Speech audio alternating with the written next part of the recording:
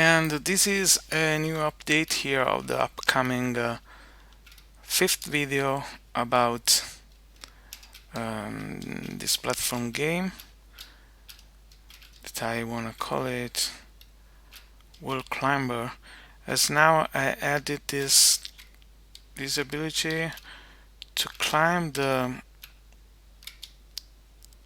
worlds, and so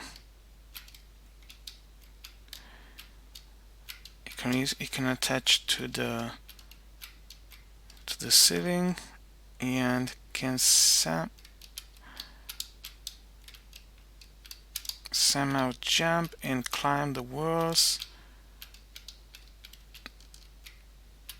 Okay, not always.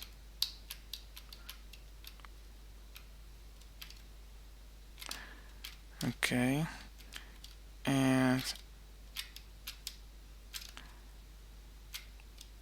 see always when it's on the left and not when it's on the right, but I'm gonna change that. And so see you to the next video to see how I change the code in details. And for now, that's all. I want to add enemies and things to do. So that is all for now. See you in